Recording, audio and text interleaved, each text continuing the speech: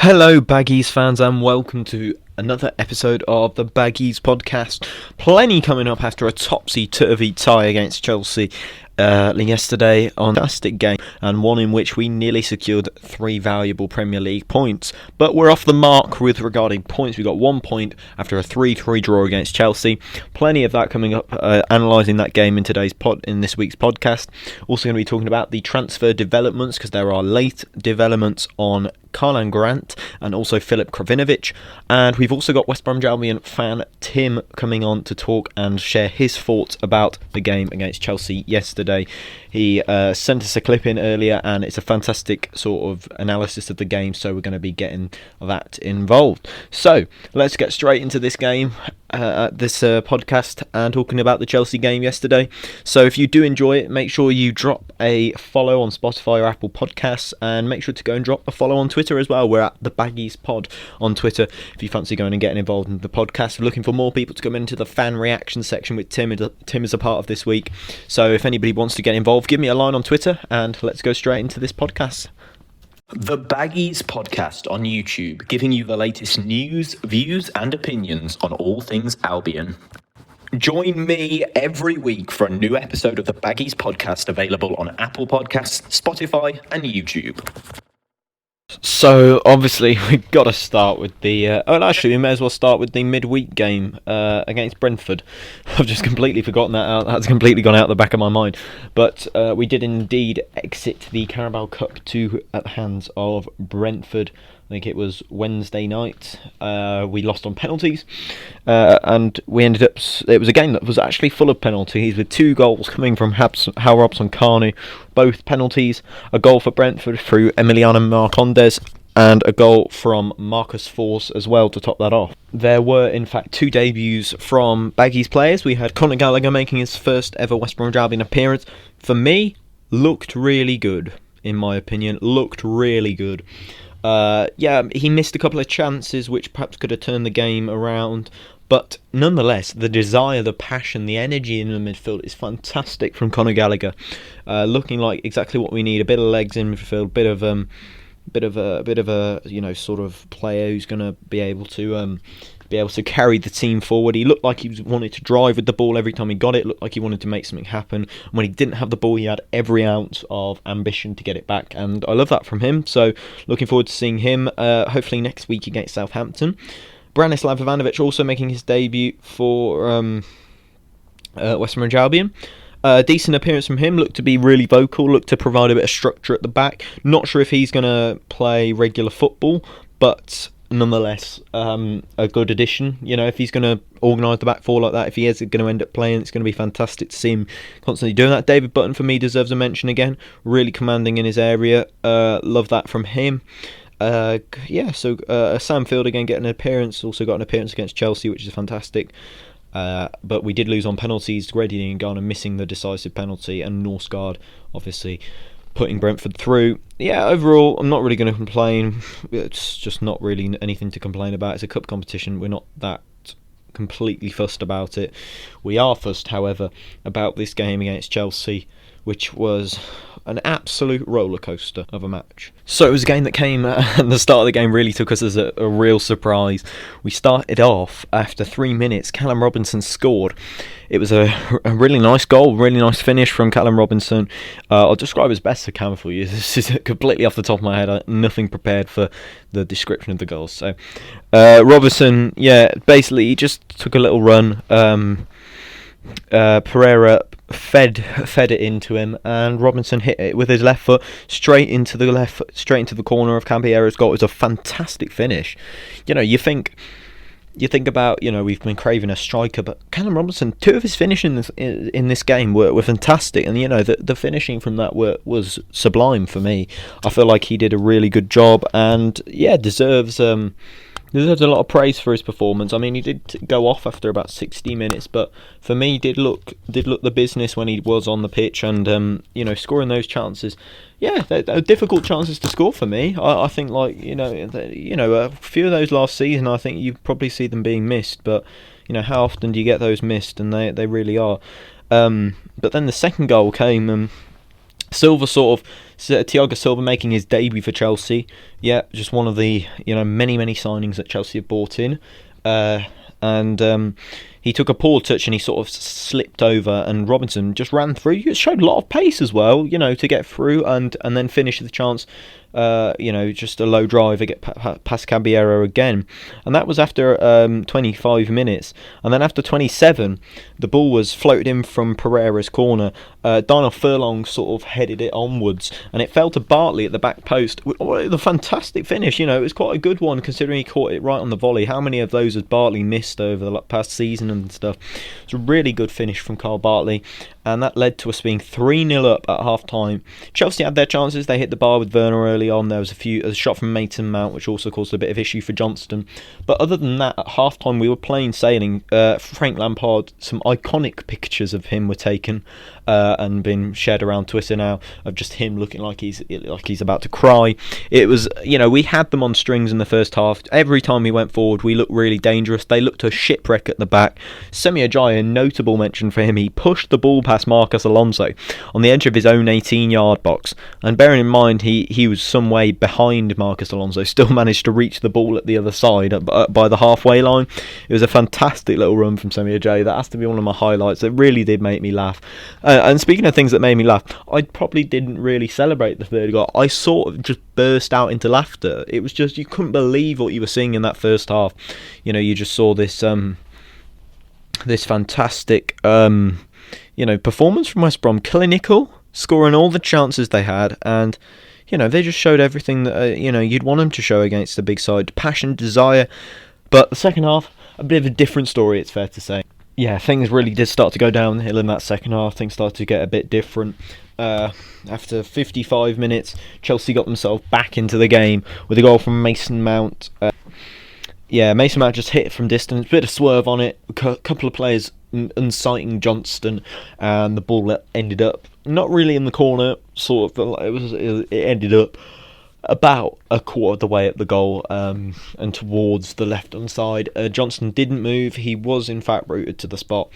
I've always, on this podcast, I've always voiced my opinions of Sam Johnston, and I don't want to get on his back. I don't want to seem like I'm always, scapegoating him. But even if he didn't reach that ball, even if he dived and he was miles away from it, I would have had a bit more appreciation. Surely you can see that the boy's going to shoot. I don't know. I just feel like he could have done something more about that, even if it's just a bit of a go at having a little dive to the left, to the right of him, rather than just standing still. I think it would have made him. He would have covered himself in a bit more glory if he'd have gone for it, rather than standing there. Because I think a lot of fans have taken quite negatively to him. I've always been a bit critical of him, and I do like him as a goalkeeper. I think he's got some fantastic shot stopping, a few really good saves in that first half, and in the second as well. There was one in the second which was just after this one actually, which was a good save. A bit of a deflected shot that was like sort of looping towards him. Some really good high claims from Johnston as well in the game, if I'm going to talk about the positives of his match. Some really good high claims that he came out and just caught the ball under pressure from attackers. That was really good for me. I enjoyed that side of his game, which we don't usually see, if I'm being honest. But yeah, not a good advert for Sam Johnston in that little bit of a problem with him. That it just probably should have gone for it, in my opinion. If he'd have gone for it, he might have found himself in a bit more, less problems with the fans and things. Obviously, he wouldn't care. He's a Premier League player, but yeah, if he wanted to get on side of some of our fans, he probably should have really gone for that. If because you'd hope as a goalkeeper you would start to dive for things and like that, but no, he didn't. But yeah. Some good stuff from Johnston that we haven't seen very much of this week, so always good to see that from him. And then the second goal came I can't remember much about the second goal, if I'm being completely honest. But it came in the shape, it came in the shape of Hudson-Odoi it came to Havertz. It came to Hudson-Odoi. Hudson-Odoi played a 1-2 with Havertz, and then he just sort of struck it into the goal. Another sort of defensive error. I hate to moan when we scored 3 goals against Chelsea, but 3 of those goals were preventable. Well, I'd say 3 of the goals shouldn't have happened.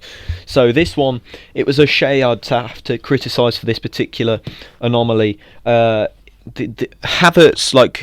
Hudson-Odoi had the ball.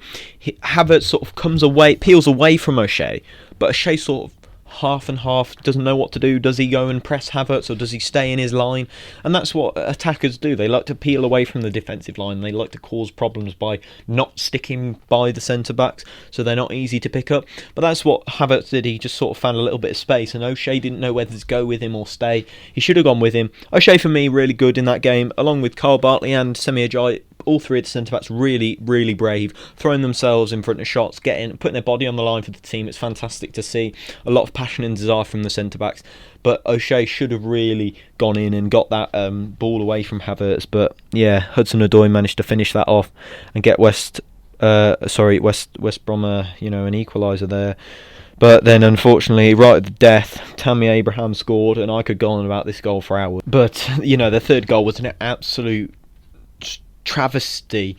So the ball comes in, it comes sort of off, it comes off Havertz's arm, goes to cleared away by Johnson, only as far as Mount, then strikes it to Johnston, and Johnson tips it into the path of Abraham, who just scores a tap-in. 90 plus 3 minutes, that is. It was a handball from Kai Havertz in the penalty area.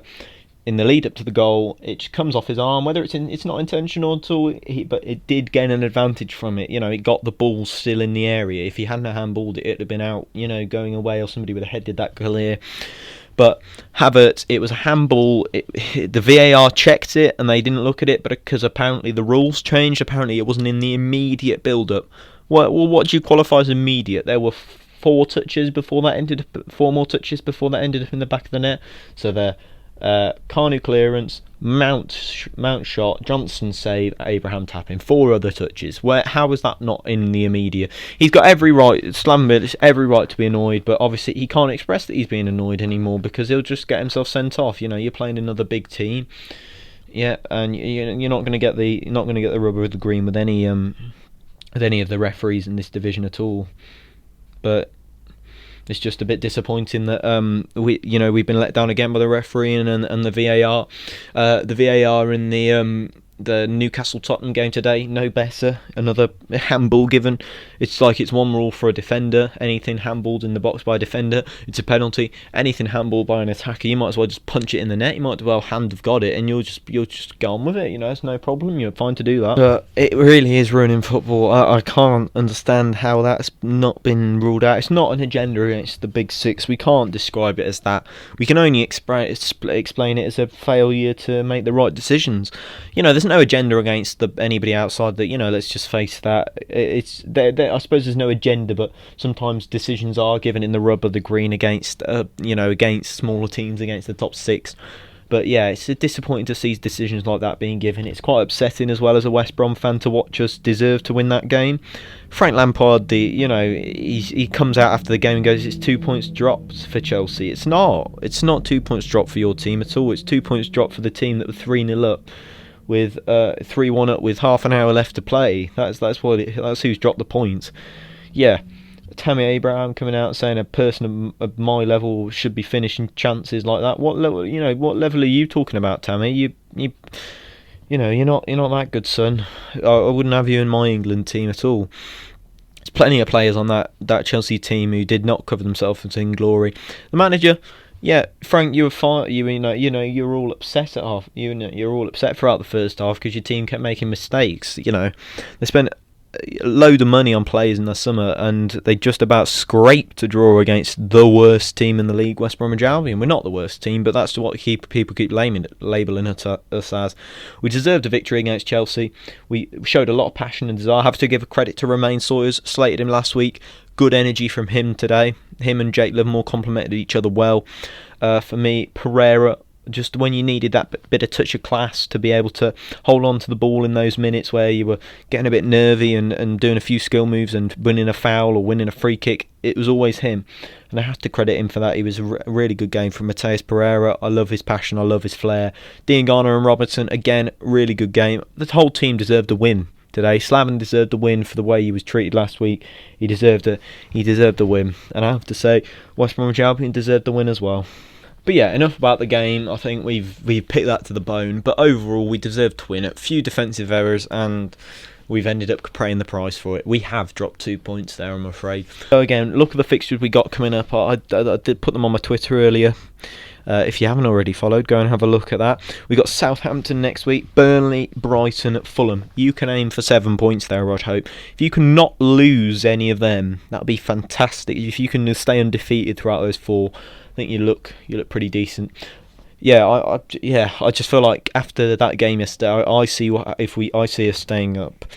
I think we just need a bit more defensive organisation, perhaps a bit more legs in midfield when Gallagher comes in, and because obviously he was wasn't able to play this game.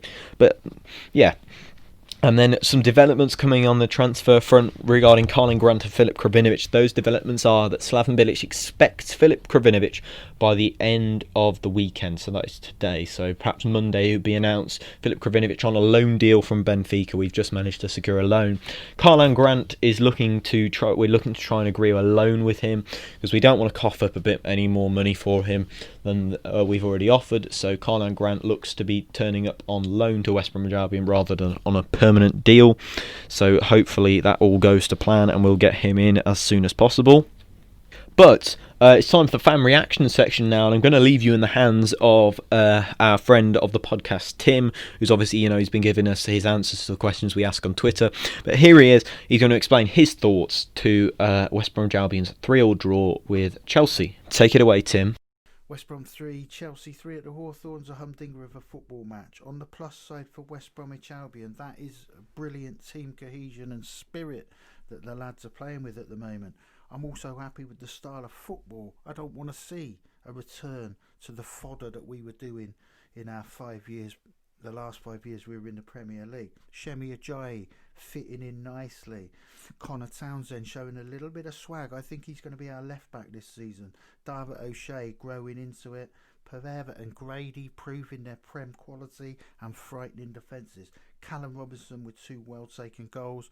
That's really going to boost his confidence and just what we needed. Look, on the negative side, we didn't get 3 points.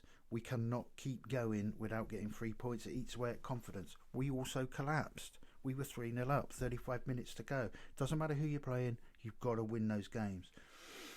It wasn't a handball. We have to face it. We don't want football to go down to handball for that kind of thing. There isn't a top 6 conspiracy. We need to look at the 3 goals. We made mistakes in every single one of those goals. Okay, Johnson was at fault. Furlong's positional sense is all over the place. Carl Bartley is massively out of depth. People like Romain Sawyers need too much time, and contrary to popular belief, you get less time on the ball in the Premier League than you do in the lower leagues. Jake Livermore needs some support in midfield, so I would take Carl Bartley out and I would give him an extra midfielder. That could be hopefully Krovinovic. Welcome back, please come. Hopefully somebody like Gallagher, Harper or Field would do it. Whatever happens, I'm sticking with this team. We support, we encourage and we develop together. Relegation was always a reality, let's be honest. But if we stand together, we stand more chance of staying up this season. Thanks for listening. My name's Tim. So those are Tim's thoughts from the game yesterday. Make sure to go and drop him a follow on Twitter if you like. His Twitter handle will be in the description wherever you're listening. If it's on Spotify, you could just look at the description of the podcast. I think it should be there. And same with Apple and also YouTube on the description. If you just go and have a look, and yeah, go and drop Tim a follow on Twitter. And thank you very much, Tim, for sending in your clip there. So that is the end of the Baggies podcast for this week. If you have enjoyed it, make sure you go and drop a like on the video or the podcast, or drop a follow, or whatever you want to do. Just make sure you're supporting the podcast if you've enjoyed it, and make sure you go and follow them on Twitter as well if you like. The handle is @thebaggiespod. Make sure to get involved if you want to be part of next week's fan reaction section. Make sure to drop drop a message on Twitter and I'll get you guys involved. Just send in a couple minutes of clip like Tim has done there, and you guys can get yourselves involved. But without further ado, come on you Baggies, and I'll see you after the Southampton game, which I'm going to say is going to be a 2-0 win for West Bromwich Albion. I'll see you next week. Goodbye.